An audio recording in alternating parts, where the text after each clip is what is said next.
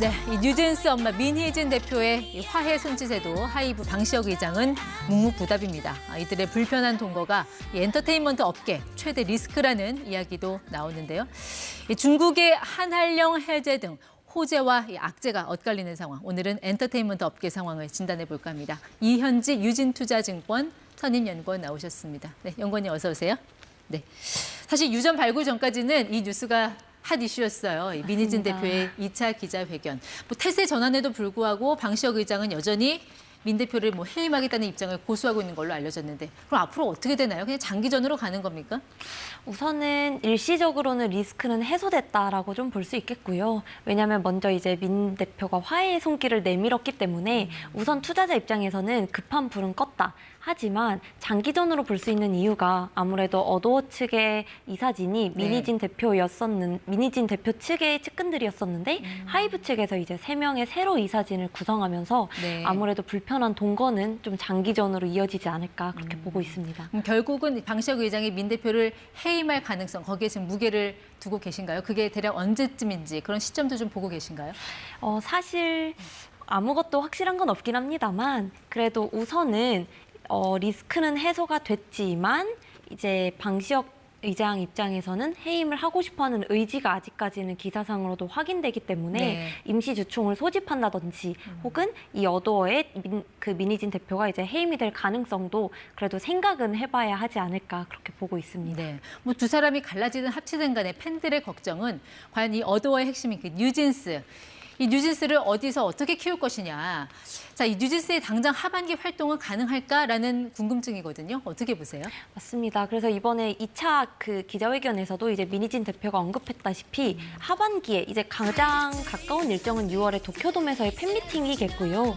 그리고 이제 하반기에 또 앨범 발매 예정과 함께 내년의 월드 투어까지는 무리 없이 될 것으로 보고 있습니다. 네, 사실 BTS의 공백에도 하이브가 좀 결이 다른 여러 아티스트를 선보이면서 팬심을 확보할 수 있었던 거는 그 멀티 레이블이라는 그 여러 자회사를 두는 그 시스템이었는데 이번에는 오히려 이것이 갈등의 씨앗이 됐다라는 그런 이야기도 나오거든요. 멀티 레이블 체제의 어떤 근간이 흔들리진 않을까 어떻게 보십니까? 사실 많이들 오해하시는 게 이제 멀티레이블이 안 좋은 건가라고들 많이 생각하십니다. 그런데 사실 멀티레이블 체제 자체는 저는 긍정적인 시스템이다라고 보는데요. 대표적으로 이제 SM이나 JYP의 경우를 생각해 보시면 하이브를 제외하고 SM, JYP, YG, 엔터 3사가 항상 이제 같은 선상에 있을 때 JYP가 프리미엄을 받아왔었단 말이죠. 왜냐하면 안에 이제 본부 체제로 운영되기 때문에 아티스트 컴백 주기가 빨라진다. 그리고 한 분기에 2팀 이상의 아티스트가 활동할 수 있다라는 게 있었는데 작년에 이제 SM의 최대 주주가 카카오로 바뀌면서 멀티 제작 센터가 운영이 되기 시작했습니다. 그래서 SM에서도 이제 아티스트 활동 주기가 빨라졌다. 이렇기 때문에 이 멀티 레이블 자체가 안 좋다는 건 아닌데 운영 방식에서의 좀 개선은 필요하다. 그렇게 보고 있습니다. 결국 이 둘의 싸움에서 가장 피해를 본 사람은 결국 주주들이 아닐까 싶어요. 이게 갈등이 불거진 직후부터 하이브 주가가 정말 저희 화면에 나가겠지만 그래프가 급전직하를 했고 최근엔 조금 반등을 했습니다만 한 달 사이 시총이 1조 원이 빠져나갔으니 주주들 입장에서는 도대체 뭐 하는 거냐 이런 불만이 나올 수밖에 없거든요. 언제쯤 다시 회복할 수 있을까요? 고점을. 고점 회복을 당장 했으면 좋겠습니다만 현실적으로 엔터가 아무래도 가수들의 활동이 있어야 실적이 또 잘 나오기 때문에 이제 보셨겠지만 1분기가 그렇게 또 실적이 좋진 않았던 상황이라서 주력 아티스트의 활동이 언제 시작되냐가 중요합니다. 그래서 보통은 제가 이제 쉽게 말씀드릴 때 엔터가 좀 반팔 입을 때 좋아진다라고 말씀을 드리는데요.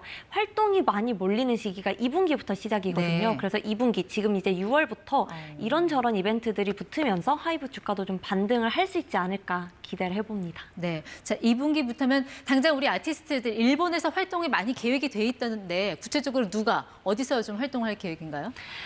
지금 모든 기획사에서 일본 활동이 굉장히 많습니다. 올해 엔터사들이 이제 일본 중심으로 활동을 하고 있는데요.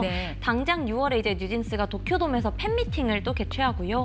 그리고 이제 트와이스는 스타디움, 돔보다 훨씬 큰 규모입니다. 스타디움에서 공연을 앞두고 있고 에스파 역시도 아직 일본에 정식 진출을 한 건 아니지만 벌써 도쿄돔 공연을 2년 연속 확정을 지었고 트레저도 이제 돔급으로 들어가면서 그냥 모든 기획사의 모든 아티스트가 활발하게 일본에서 돔 공연을 펼치고 있다. 그동안 엔터테인먼트 업계 주 수익원은 음반 수익인데 최근 설명을 들어보니까 이제는 뭐 공연이라든지 팬미팅, 특히 팬미팅은 저연차 가수들이 수익을 얻기 좋은 그런 맞습니다. 시스템이잖아요. 네. 그런 쪽으로 좀 다원화되고 있는 것 같네요. 네, 맞습니다. 그리고 공연이 좋은 게요. MD라고 하는 이제 부가 매출이 같이 붙게 됩니다.